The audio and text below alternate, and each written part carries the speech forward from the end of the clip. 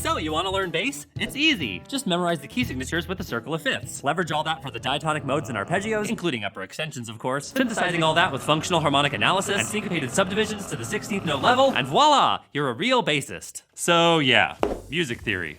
How the hell do you know what you actually need to know? Frankly, most teachers blow it and just start teaching you shit without asking you where you want to get to. It's like you're showing up day one at the gym. So to achieve peak performance for Olympic weightlifting, first we're gonna need to massively increase your front squat, hit 300 grams of protein a day, and get you started on TRT. I just want to lose 8 pounds and not have back pain. But it's not so simple as you don't need to learn theory, you very well might need some.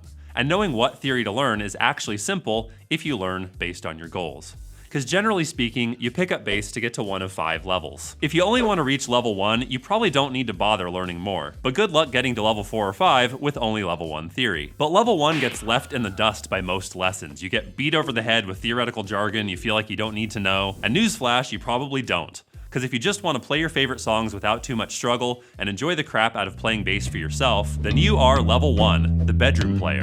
This is a very common goal and it's totally legit. The bedroom is a no-pressure space to explore the instrument and have fun. It's how I first fell in love with the bass, and it's where many great musicians started. I was just down there between the bed and the closet playing my sister's guitar and started to write a song about that little painting. I never took lessons to play the drums. I learned how to do it on my bed by listening to in Rush records and punk rock. But most music teachers totally suck for bedroom players, because you don't really need us, unless your favorite songs are crazy jazz fusion, in which case stick around for level 5. To achieve this modest but honorable goal, you can mostly say f theory and learn intuitively. Theory is about why, and you don't need to know all the why just to play stuff and enjoy. Music theory doesn't really sound like anything. Music theory sounds like parchment. Music sounds like stuff, though. And even with zero theory, you can get all the way from your bedroom to Wembley Stadium. And I play guitar the way I do it. I don't know what any of the chords really are. But without level 1 starting knowledge, you risk getting stuck when you hit learning roadblocks. You could try to learn your favorite songs by ear, but that's tricky. And you don't want to undertake the challenge of learning sheet music just to play Seven Nation Army. So the fastest and easiest way to read bass lines is to learn tab. Unlike sheet music, which takes months to get fluent, you can speak Tabanese in just a few minutes. But here's the thing, tab tells you what notes to play, but not when to play them. Some level 1 bedroom players get away with doing this by ear and feel, but you'll likely stick the landing better on Roxanne if you learn some basic rhythm theory. And to keep this video from being 7 years long, there's a free PDF with every step of every level fully detailed out for you. Grab that for free in the description below. And obviously without good basic technique, your fingers won't wiggle right. And you'll turn a home run riff like Sunshine of Your Love into a foul ball. Yeah, that's right, I did a baseball analogy. Sports. And if you take your technique to a high level, you can get pretty far with level 1 theory. I can't read music at all. Understood. And I don't know anything about, all the letters and the numbers and stuff. But there comes a day for every bedroom player when your guitar playing buddy says, "Hey, come over and jam." Fear washes over you. What if you embarrass yourself and can't keep up? Because if you want to play music with friends and come up with decent bass lines, then you need the knowledge of level 2, the casual jammer. Now, there's a lot of basic jamming you might be able to just fake your way through if you're comfortable making mistakes. It's how I made it through my first jams. I had no flippin' idea what I was doing. But without level 2 theory, it's hard for most people to feel confident enough to say yes to a jam in the first place, or to show up without the sweatiest palms ever sweated by any human. Because the first roadblock at your jam is, what the hell notes are we playing? And trying to communicate through fret numbers alone just sucks. Wait, what? 3? 5? But you can follow along no problem if you learn some note names on the neck. As you grow as a player, you want to be able to look at the neck with less mystery as you get older. There have to be more and more areas of familiarity so that you can choose to go there when you need to go there. Luckily, there's resources for everything in the free PDF below, eh? I'm Geddy Lee and I'm Canadian and I clicked like on this video. That'll help you and the guitarist figure out notes that sound good together, which is great. But then when the drummer shows up, you lose your place and play a bunch of shit at the wrong time. But you can save your skin and play along properly if you learn some drum basics. The first thing I ever learned about bass was that when the bass drum hits a note, you play a note with it. Yeah. The drummer and the bass player are joined at the hip. The rhythm section is the master of the universe. But none of that will do you much good if you don't know how to come up with cool bass lines. You'll be plodding away on yawn-tastic root notes, and if you get too bored, you'll lose motivation to jam again in the future. So you need a shortcut to playing some cool-sounding shit. And the minimum theory way to do that is using common bass line shapes. Learning about scales and triads and major and minor and stuff definitely helps, but you can fully fake it as a level 2 casual jammer by using shapes. And if you watch any pro bassist play, you'll see them using these common bassline shapes, whether they know the theory or not. So Saturday's jam went well. Sunday afternoon, your phone rings, it's the band. Hey, we want to book a couple gigs at the bar down the street. Maybe in a week?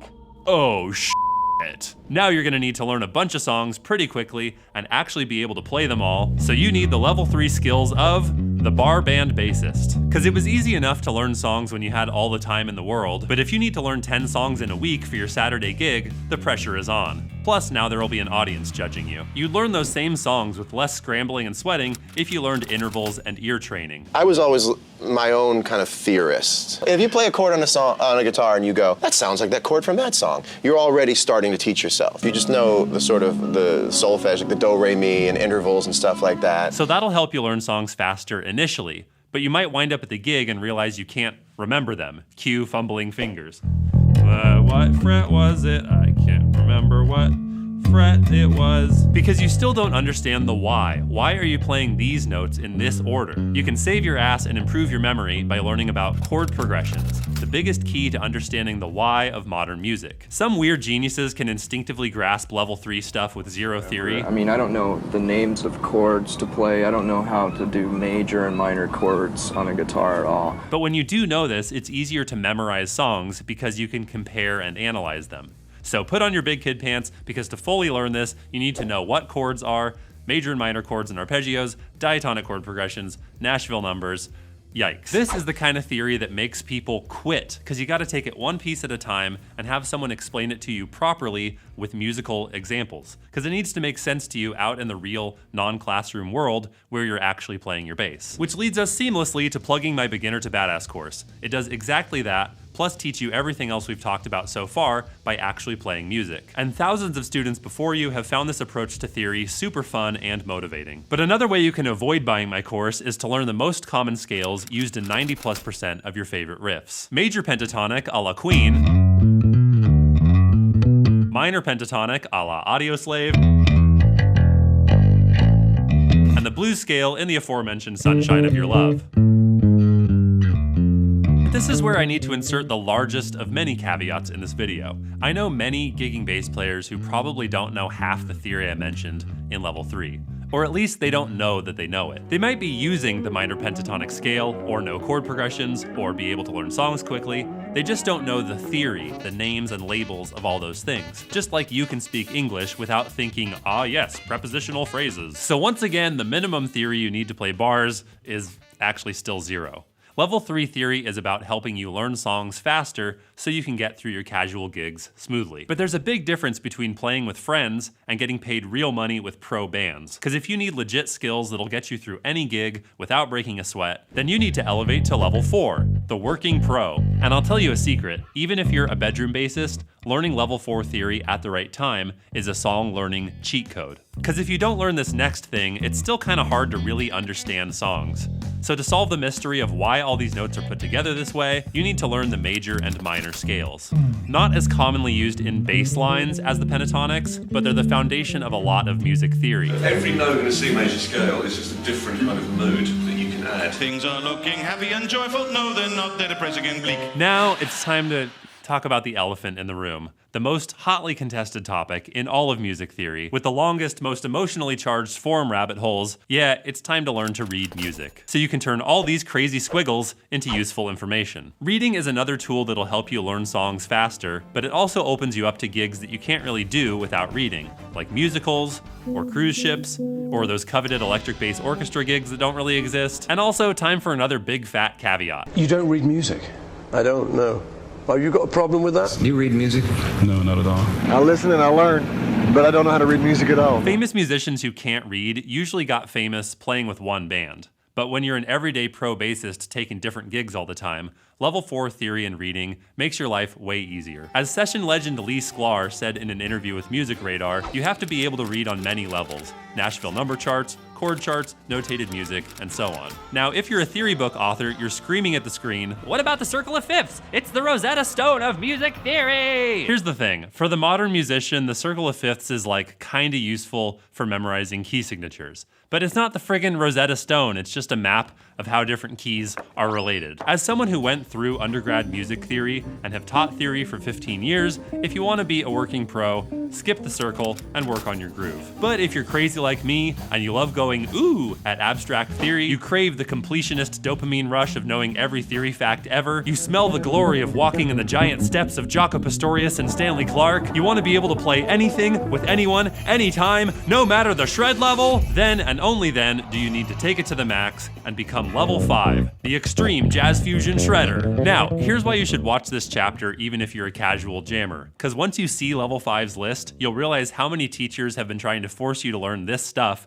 even though it's not relevant to your goal. So without further ado, here's level 5 in its hideous years of study glory, 60 seconds on the clock. The major modes, the magical scales that come from starting on all 7 notes of the major scale. Odd time signatures like 5, 7, and 9, so you can play along with Snarky Puppy and Rush.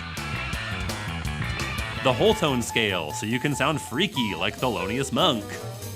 The harmonic minor scale and its modes, so you can sound exotic and impressive. The melodic minor scale, and hooray, more modes to learn, so you can sound very jazz. And of course you'll need to move beyond simple 7th chords and understand upper chord extensions, 9ths, 11ths, 13ths, and all their alterations. Plus sus chords, diminished chords, augmented chords, basically anything else ending in chord. You gotta learn some common polyrhythms or Dennis Chambers will eat you for breakfast. Understand the exciting physics of harmonics and how to play them to sound like Jaco. And be well versed in common non-diatonic chord changes. That means tritone substitutions, secondary dominants, and borrowed chords, aka modal f***ing interchange, baby! Believe it or not, those are all useful things. But the secret with any theory topic is to ask yourself, will learning this make me play closer to my goals? If you or your teacher can't answer that question, don't learn that thing. If there's one thing from this video that'll level up your playing and help you with all the other theory, it's actually understanding scales. Unfortunately, most people kind of miss the point of scales and it ends up not helping their playing that much, which is why you should click on this video where I'll explain why scales matter and how to use them to actually improve your bass playing.